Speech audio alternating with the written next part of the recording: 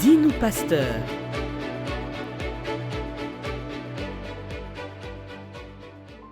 Shalom à tous. Que le Seigneur Jésus-Christ vous donne la paix là où vous êtes.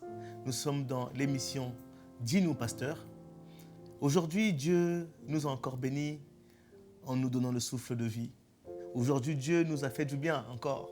Il nous a encore donné cette possibilité-là d'être encore dans sa présence. Alors, on va recommander cette émission entre les mains de Dieu. Prions au nom de Jésus. Dieu du ciel et de la terre, Dieu d'Abraham, d'Isaac et de Jacob. Papa, nous venons encore te recommander ce temps. S'il te plaît, au nom de Jésus, étends ta main afin que ce temps soit un temps de qualité. Seigneur, la Bible me dit, Seigneur au Père, Papa, que tu envoyais ta parole et ta parole a guéri. Seigneur, que cette parole, Papa, guérisse le cœur, l'âme, l'esprit d'une personne au nom de Jésus. Adonai, fais-nous du bien, Seigneur, s'il te plaît. Que ta présence, Seigneur, soit au milieu de nous. Conduis-nous, inspire-nous. Seigneur, que je puisse m'effacer, que je puisse disparaître, afin que toi seul puisses apparaître, Adonai. Au nom de Jésus-Christ, Saint-Esprit, je prie. La Bible dit que tu viendras nous enseigner toutes choses. Saint-Esprit, je prie qu'à moi-même, ainsi qu'à toute personne, Seigneur au Père, qui écoutera ce message, puisses-tu nous enseigner, s'il te plaît. Au nom suprême et puissant de Christ Jésus. Amen. Bien-aimés, je suis le serviteur Misère Mongolé et aujourd'hui nous allons parler de la prière. Qu'est-ce que c'est que la prière? Avant de donner cette définition, nous allons lire un petit test.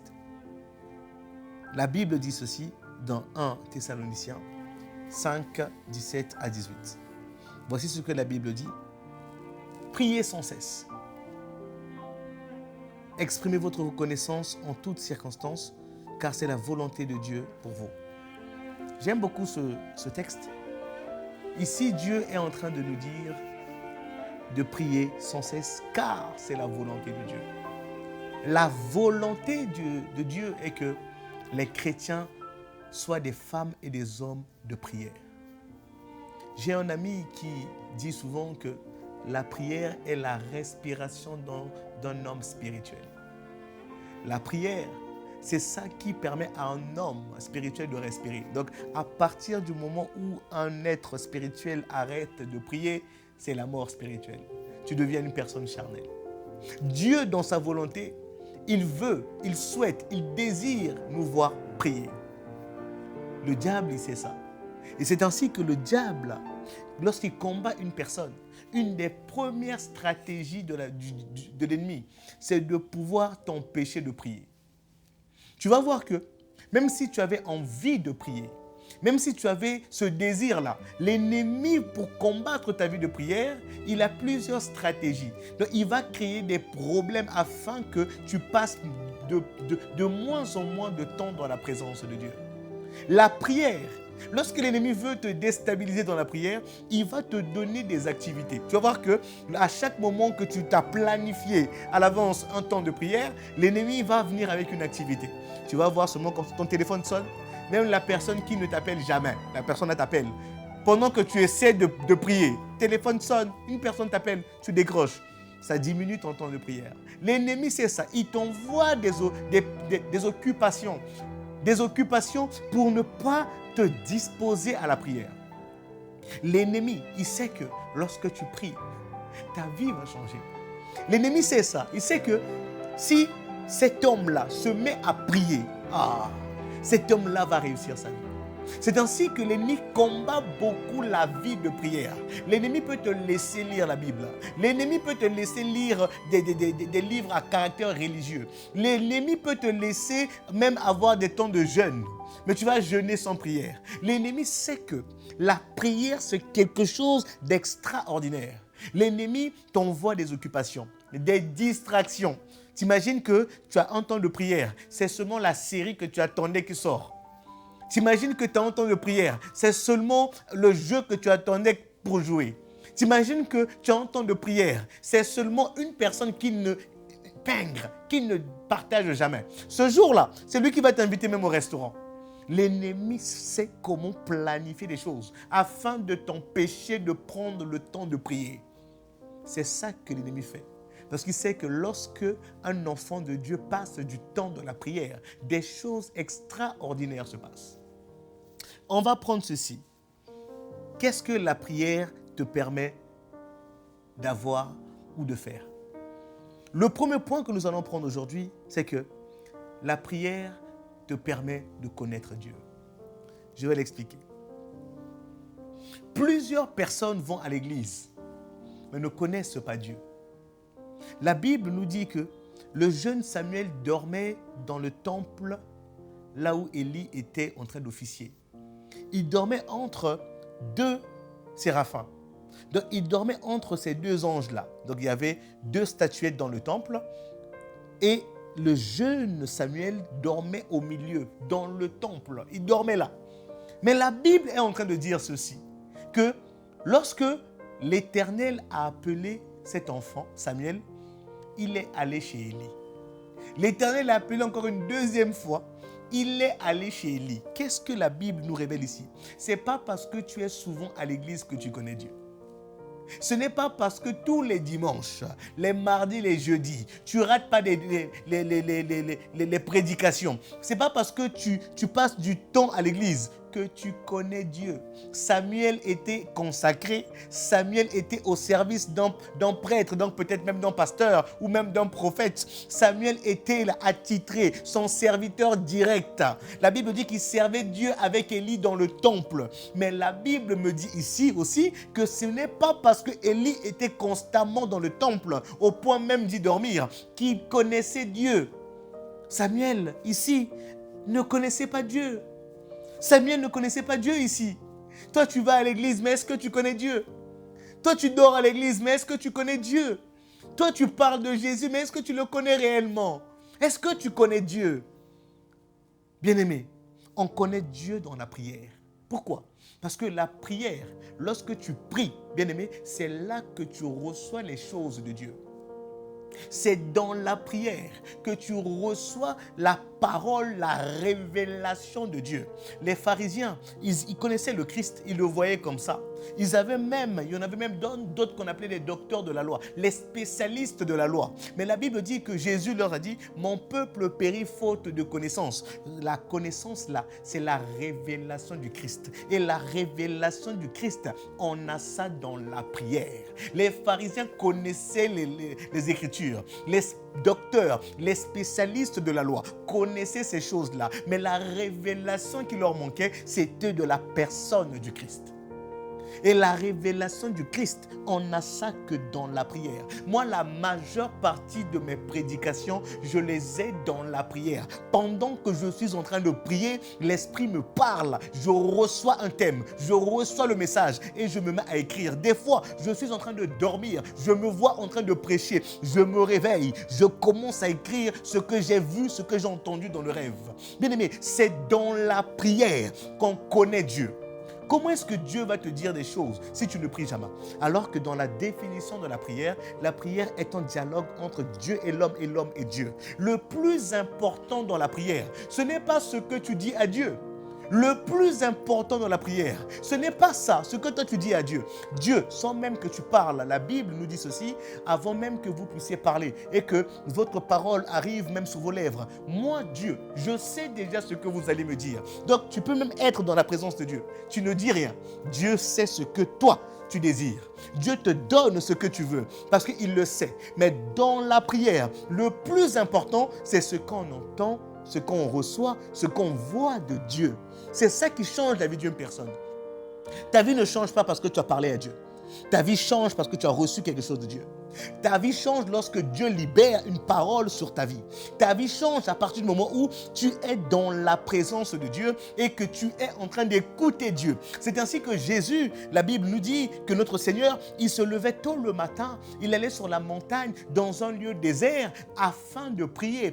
Et quand il descendait de là, il dit que mon Père a dit ceci. Mon Père, comment est-ce que Jésus recevait ça? Jésus recevait ces choses dans la prière. Ce n'est que dans la prière que tu vis ces choses. Et j'aime ça. Jésus allait prier seul. Pourquoi? Souvent, quand il allait prier, il priait seul. Et les rares fois où Jésus est allé prier, il a ramené ses 3 disciples. Ils ont vu Jésus prier. Les 2 fois qu'ils ont vu Jésus prier, la première fois, ils ont vu la transfiguration de Jésus. C'est lorsque tu pries que Dieu te transforme. À chaque fois que tu es en prière, tu es en train de transformer ton être intérieur. Au fait, la prière est un exercice. Quand tu pries, tu es en train de fortifier ton être intérieur. La deuxième fois que Jésus est allé avec eux prier, ils ont vu Jésus prier avec insistance, au point où ses larmes se sont transformées en sang. Je suis en train de te dire, ne sous-estime pas la prière. Toi, tu ne pries pas. Tu passes ton temps dans la distraction. Tu passes ton temps à être occupé.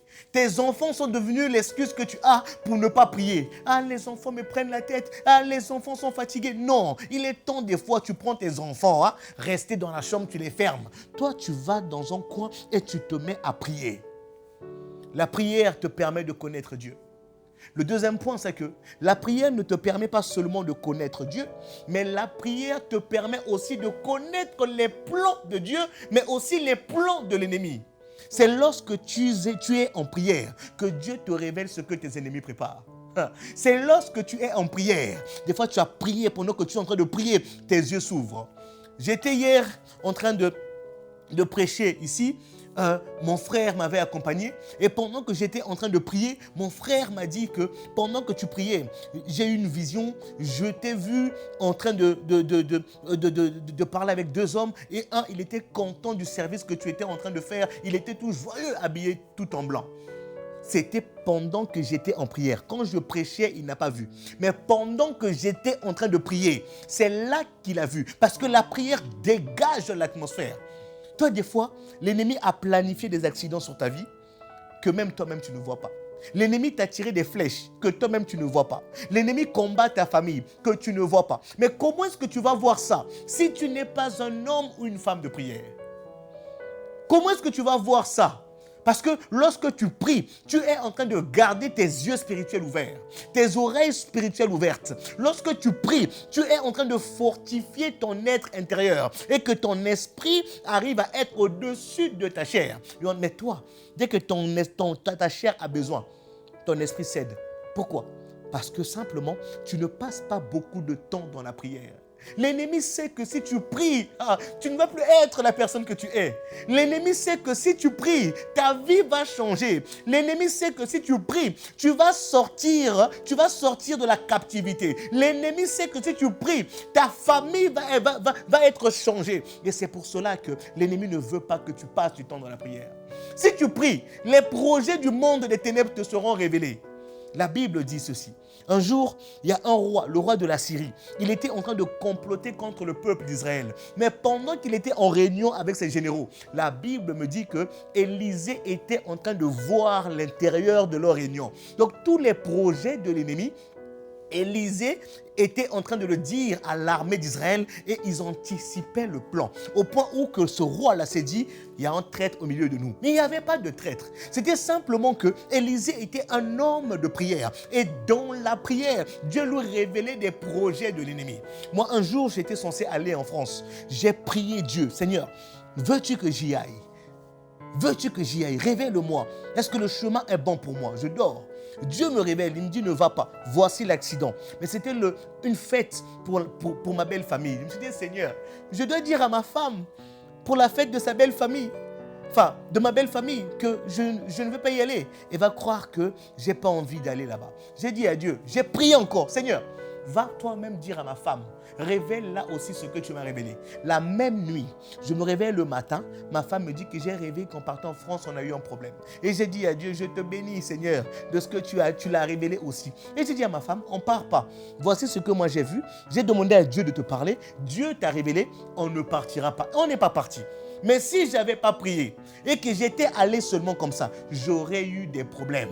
Lorsque tu vas en prière, tu vas consulter l'Éternel. Dieu te révèle des choses. La Bible dit qu'avant chaque guerre, avant chaque combat, le roi David allait consulter l'Éternel. Pourquoi? Parce que lorsque tu vas prier Dieu, recommander ton sort à Dieu, c'est ça que la Bible dit, non? Recommandez vos voies à l'Éternel. C'est dans la prière qu'on recommande nos voies afin que les montagnes, les obstacles qui allaient nous freiner, qui allaient nous bloquer, se dispersent. Mais toi, tu n'aimes pas prier. Comment veux-tu connaître la prospérité? Comment veux-tu connaître la paix? Comment veux-tu connaître l'abondance dans ta maison?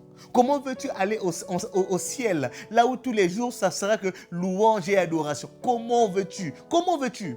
C'est au travers de la prière. Nous allons prendre notre troisième point. Qu'est-ce que la prière nous permet d'avoir? La prière nous permet de garder Jésus éveillé dans notre barque. La Bible nous dit ceci, que lors de la traversée, pour aller de l'autre côté, dans la Bible on lit souvent ça, Jésus dit « allons de l'autre côté ». Lors de cette traversée-là, la Bible dit que Jésus était dans la barque avec ses disciples. Mais ce jour-là, Jésus s'est endormi. Pourquoi est-ce que Jésus s'est endormi dans la barque? Je vais te le dire aujourd'hui. Parce qu'à un moment donné, les disciples ont arrêté de parler à Jésus. Les disciples ont arrêté de dialoguer avec Jésus, tout en sachant que la prière est un dialogue entre Dieu et les hommes. Donc, puisque eux, ils ont arrêté de parler à Jésus, Jésus s'est endormi humainement. Son corps a dormi. Parce que Jésus, personne ne lui causait. Personne ne lui parlait. C'est la même chose avec toi. Tu es en train d'éteindre le Saint-Esprit dans ta vie lorsque tu ne pries pas. Si tu ne pries pas, tu n'es pas en train de garder Jésus éveillé dans ta barque. Lorsque tu ne pries pas, Jésus s'endort dans ta vie. C'est ainsi que tu vois des tempêtes. C'est ainsi que tu vois des problèmes. C'est ainsi que tu vois le vent. C'est ainsi que la mer s'agite. C'est ainsi que la terre tremble. C'est ainsi que dans ton travail, il y a des combats. C'est ainsi que dans ton mariage, il y a des combats. C'est ainsi que tes enfants sont combattus. Pourquoi? Parce que Jésus dort dans ta vie. Tu ne parles pas à Jésus. Tu ne parles pas à l'Esprit de Jésus. Tu ne parles pas au Saint-Esprit. Et tu es en train d'éteindre peu à peu le Saint-Esprit lorsque tu ne le parles pas. Je suis en train de te dire aujourd'hui, il est temps que tu parles au Saint-Esprit. Il est temps que tu parles à Jésus. Jésus est venu, il est mort afin que l'Esprit de Dieu vienne. Le Saint-Esprit n'est pas au ciel. C'est Jésus qui est là-bas. Le Saint-Esprit est sur terre. Le Saint-Esprit est venu et il y aura un temps où il partira. C'est ainsi que j'aimerais qu'aujourd'hui, que tu profites de sa présence. Parle au Saint-Esprit. Prends le temps de prier. C'est le Saint-Esprit qui nous fortifie. La Bible dit que de nous-mêmes, nous ne sommes capables de rien. C'est le Saint-Esprit de Dieu qui nous donne la capacité de faire des choses. Avec quelle force tu vas chasser un démon si le Saint-Esprit n'est pas là? Avec quelle force, quel pouvoir tu vas guérir des malades si le Saint-Esprit n'agit pas? La prière te permet de voir ce que l'ennemi fait, mais la prière te permet aussi de voir ce que Dieu te montre. Ici, je suis en train de parler de ça. C'est très important de passer du temps dans la prière. La prière te forge. La prière te donne des capacités. La prière te permet de vivre ce genre de choses et de garder Jésus éveillé dans ta vie. Combien de fois tu pries dans la semaine? Il y a des gens qui ne prient pas. Même pendant toute une semaine, ils ne prient pas. Mais tu veux que Dieu te révèle des choses. Il y a des gens qui font même un mois sans prier. Mais chrétiens, tu ne parles pas à Dieu. Tu ne parles pas à ton Père. C'est comme si tu vis dans une maison avec ton Père, mais tu ne lui dis même pas bonjour le matin. Le Saint-Esprit vit au-dedans de toi. Tu passes des journées sans parler à l'Esprit de Jésus. Alors que Jésus a payé un prix pour que le Saint-Esprit vienne habiter au-dedans de toi. Sais-tu comment Jésus a souffert pour que le Saint-Esprit vienne? Bien-aimé, il est temps que tu passes du temps dans la prière.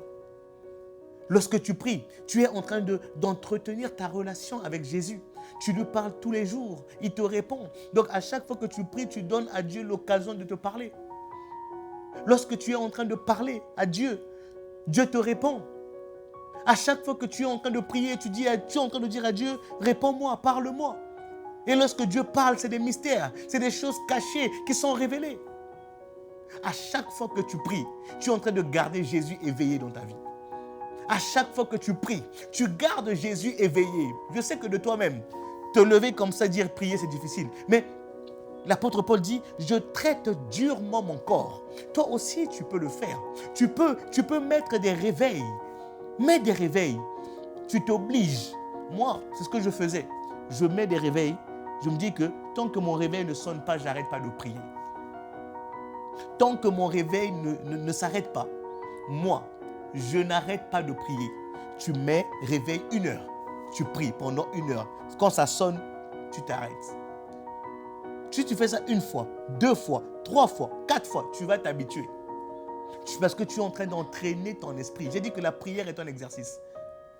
J'avais arrêté le sport. Ça faisait presque 7 mois que je n'allais plus. Je n'arrivais même plus à faire 25 pompes. J'ai recommencé tout doucement. Aujourd'hui, là, j'arrive à faire 50 pompes d'un coup. Pourquoi? L'exercice. La prière c'est comme si tu exerçais ton être spirituel qui est un muscle. Au fur et à mesure, tu peux le faire gonfler. Tu peux devenir plus solide. Tu peux gagner en force. Oui, tu peux gagner en autorité, simplement dans la prière. Un autre point. La prière est une clé qui ouvre le ciel. Regarde. La Bible dit que, Seigneur, exauce le ciel afin que le ciel exauce la terre. À chaque fois que tu passes du temps dans la prière, le ciel s'ouvre. Il y a des choses que tu demandes au Père. Ces choses descendent du ciel pour venir. C'est ainsi que Jacob a vu à Bethel le ciel ouvert avec des escaliers où les anges descendaient et montaient. Lorsque tu pries, le ciel s'ouvre. La prière est une clé qui ouvre le ciel et t'introduit dans le réservoir de Dieu. La prière est une clé qui t'introduit au ciel, qui ouvre la réserve de l'Éternel afin de te donner ce qu'il y a dedans. La Bible dit que nous sommes bénis de toutes les bénédictions célestes. Donc en haut là-bas, il y a des choses que toi tu dois avoir. Dans la réserve de Dieu, il y a des enfants. Dans la réserve de Dieu, il y a le travail. Dans la réserve de Dieu, il y a des bénédictions. Mais la clé pour ouvrir ça, c'est la clé de la prière. La Bible dit que le ciel avait été fermé. J'aime ça. La Bible dit que Salomon était en train de dire que si le peuple a péché et que le ciel est fermé, s'ils viennent prier ici, Seigneur, exauce leur prière, ouvre le ciel. On a vu ça aussi avec Élie. Élie a décidé, il a déclaré que le ciel soit fermé. Mais pour ouvrir ce ciel-là, Dieu lui dit, va prier. Donc, pour ouvrir le ciel, il a fallu que Élie utilise la clé qui ouvre le ciel. La clé qui ouvre le ciel, c'est la prière. C'est ainsi que je suis en train de te dire, des fois tu es en train de chercher un travail, des fois tu es en train de chercher la guérison, des fois tu es en train de chercher toutes ces choses-là. Oui, c'est bien. Et Dieu a dit, oui, allez et guérissez les malades. En mon nom, les miracles seront faits. Vous chasserez des démons. C'est des choses que Dieu a données. La Bible dit que cherchez le royaume et toutes les autres bénédictions vous seront données par-dessus. Ces choses-là, tu as droit. Mais c'est à toi d'aller chercher ça là-bas. C'est à toi d'aller chercher ça là-bas. Toutes ces choses-là t'attendent. Mais la porte est fermée. Et la clé pour aller au ciel, c'est la prière. Lorsque tu pries, tu deviens spirituel. Ce n'est qu'un être spirituel qui a éteint sa chair, qui a la capacité d'aller au ciel. La Bible dit ceci. Après qu'on ait chassé Adam du jardin d'Éden, il a dit que jusqu'à ce que tu meurs afin de revenir ici. Donc il dit que tu vas souffrir jusqu'à ce que tu meurs. Jusqu'à ce que tu redeviennes poussière. Donc en gros, Adam n'avait plus accès au ciel tant qu'il était charnel. Il a fallu que Adam puisse décéder pour que Adam reparte au ciel. Il faut que ta chair meure et que tu deviennes un être spirituel qui prie afin d'aller au ciel, récupérer des grâces. La Bible le dit, que les enfants sont un cadeau du ciel. Un cadeau du ciel. Le ciel est spirituel. Il faut être spirituel pour recevoir ces cadeaux. Il faut que tu pries pour ouvrir le ciel. Il faut que tu pries pour recevoir les promesses de Dieu. Il faut que tu pries afin de contempler la gloire de Dieu. Il faut que tu sois un homme de prière, une femme de prière pour changer la situation de ta vie. La Bible dit qu'on a dit à Esther que tu vas mourir. Tu vas mourir au même moment que le peuple. Tu vas mourir.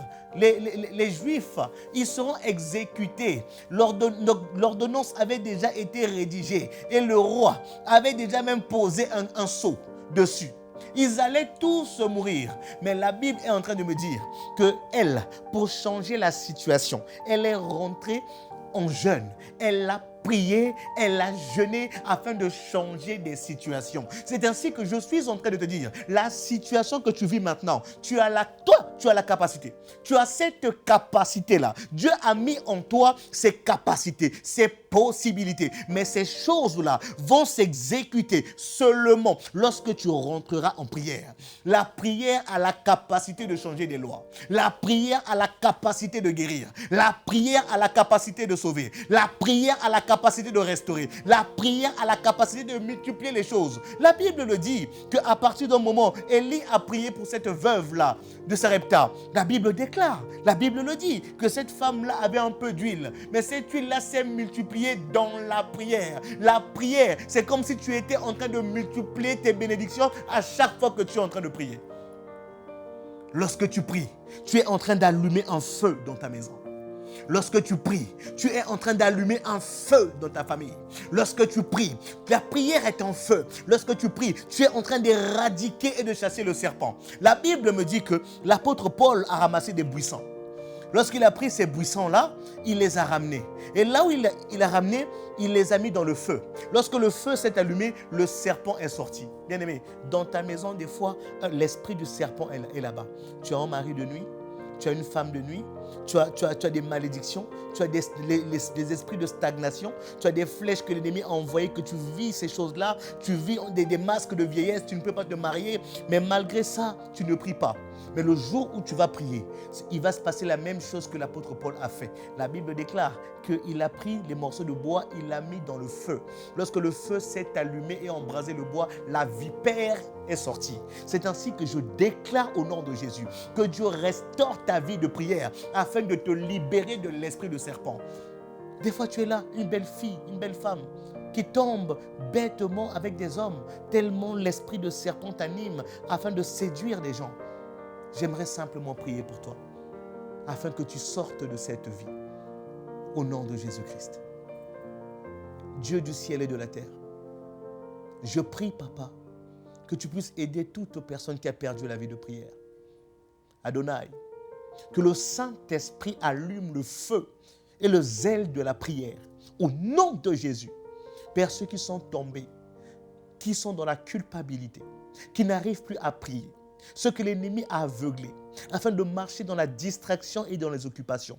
Au nom de Jésus, par la puissance du Saint-Esprit, Père, relâche ta gloire, relâche ta faveur dans leur vie. Au nom puissant de Jésus, Père, je suis en train de déclarer et de décréter que tout esprit de lourdeur, tout esprit envoyé par l'ennemi, afin de les distraire, afin qu'ils ne passent point de temps dans la prière, au nom de Jésus, que ta main puisse se manifester. Gloire à toi, Seigneur. Merci, Jésus. Amen. Que Dieu vous bénisse. Merci beaucoup d'avoir suivi cette émission. Si vous avez des questions, ne manquez pas de nous écrire. Nous vous répondrons et nous prendrons le temps de prier ensemble. Que Dieu vous bénisse. Ciao.